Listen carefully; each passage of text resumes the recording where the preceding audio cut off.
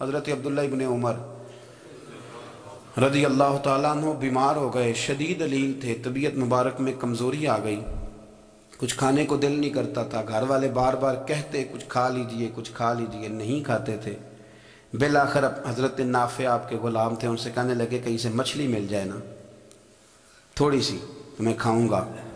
تو کہتے ہیں میں سارے مدینے میں ڈھونڈتا رہا، مچھلی نہ ملی، اگلے دن بھی ڈھونڈی تو نہ ملی، تیسرے دن بھی ڈھونڈی تو نہ ملی، تو فرمانے لگے یار بس چھوٹی سی خواہش ہے، کوئی فرض نہیں ملتی تو رہنے دے۔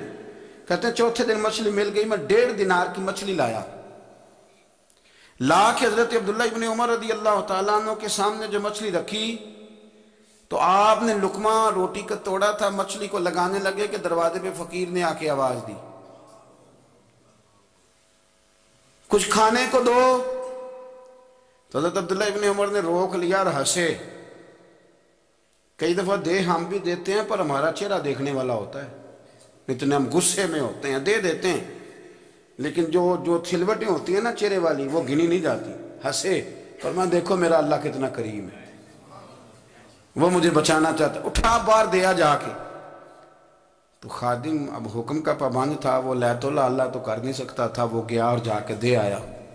فقیر جب سارے محلے سے آٹا اکٹھا کر لیتے ہیں تو پھر ایک جگہ جا کے بیچتے بھی ہیں۔ دے آیا، وہ 2 گلیاں آگے گزرا تو میں پیچھے دوڑا گیا، میں نے کہا سچ بتا کھانی ہے کہ بیچنی ہے؟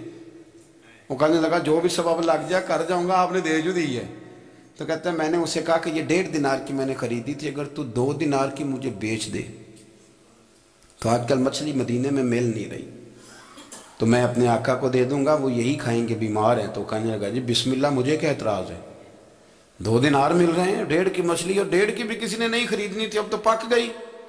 فرماتے میں نے 2 دینار اس کو تھمائے، وہ مچھلی اس سے خریدی اور خرید کر کے میں لا کے حضرت عبداللہ ابن عمر کے سامنے دوبارہ رکھی۔ تو فرمایا یہ کیسے آ گئی؟ میں نے کہا حضور 1.5 کی خریدی تھی اور پھر فقیر کو دے دی، اب اسی سے میں 2 دینار کی خرید کے لائے ہوں، آپ قبول فرمائیں۔ تو فرمانے لگے تم نے اچھا نہیں کیا، اب اس طرح کرو 2 دینار بھی اسے دیا اور مچھلی بھی واپس دیا۔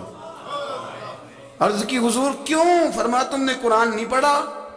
حضور پڑھا ہے۔ فرمایا رب فرماتا ہے لن تنالوا البر حتی تنفقوا مما تحبون، تم بھلائی کو اس وقت پہنچو گے جب اپنی پیاری چیز راہ خدا میں خرچ کرو گے۔ امام غزالی نے لکھا ہے، فرمانے لگے دیا تو وہ حضرت نافع کہتے ہیں میں دینے گیا، دے کے واپس آیا تو کچھ پریشان تھا کیونکہ مجھے بھی 4 دن ہو گئے تھے نا تلاش کرتے، تھوڑی طبیعت میں مایوسی تھی کہ اتنی محنت سے میں نے لایا اور آپ نے واپس کر دی۔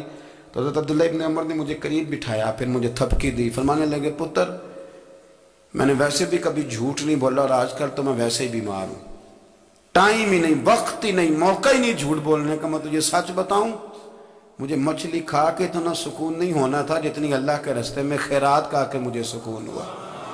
تو تجھے تو میری راحت سے غرض ہے نا کہ مجھے راحت کیسے ہوتی ہے، تو مجھے سکون ملا ہے راہ خدا میں دے، میں نفسانی خواہش پوری کر لیتا تو یہ میرا نفس کل پھر مجھ سے مچھلی مانگتا، پرسوں کہتا نہیں چھوٹے گوشت کی یخنی بھی چاہیے۔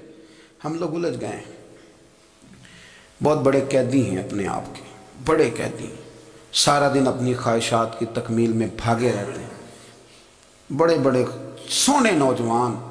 میں ان پہ تنقید نہیں کرتا، مجھے ان پہ ترس آتا ہے، جب میں رات کے اندھیروں میں انہیں ٹیلی فون لے کے چوکوں میں کھڑے دیکھتا ہوں تو مجھے رحم آتا ہے۔ میں کہتا ہوں دیکھو نفس کی خواہش کے پیچھے یہ کیا مثلا آخر کیا ہے اس میں، ایک عورت کے پیچھے تباہ کر لیا اپنے آپ کو، یعنی زیادہ سے یہ کوئی مقصود ہے، یہ کوئی مقصد حیات ہے جس کو مقصد بنا لیا ہے؟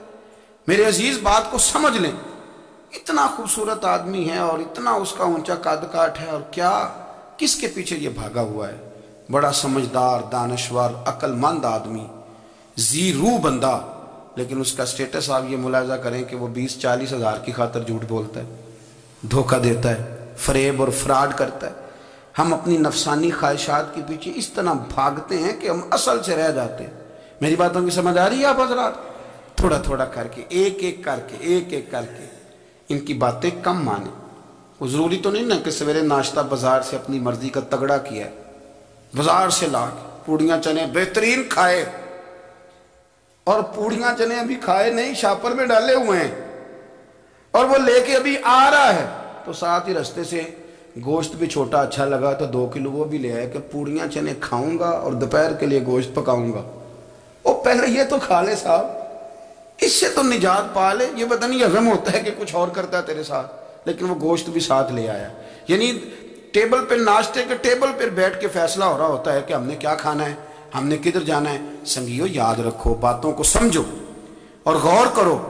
یہ تھوڑا تھوڑا کر کے جب ہم چھٹکارا حاصل کرنے کی کوشش کریں گے نا، چھٹکارا حاصل کرنے کی، کئی جگہ سے، کسی جگہ سے اگر آپ کو تنبیہ ہوتی ہے نا، تنبیہ، اس میں بھی بڑا مزہ آتا ہے، اس میں بڑا۔ ہمارے ایک بزرگ تھے، تو ایک دن نا میں گیا تو کہنے لگے الحمدللہ آج میں بڑے سکون میں ہوں۔ میں نے کہا جی وہ کیا ہوا؟ کہنے لگے میں اپنے آپ کو بڑا پیر صاحب سمجھنے لگ گیا تھا۔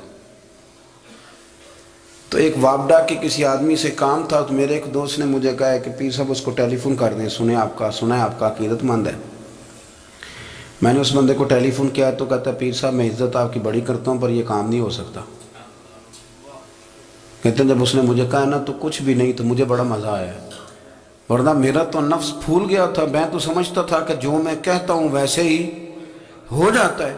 کہتے اس نے تھوڑا سا نا مجھے لیول میں کیا ہے، مجھے مزہ آیا۔ یہ لوگ نا اپنے اوپر بوجھ ڈالتے تھے، یہ تھوڑا تھوڑا پیچھے ہٹتے تھے، یہ سمجھتے تھے کہ اس طرح تو ہماری تکمیل رہ جائے گی۔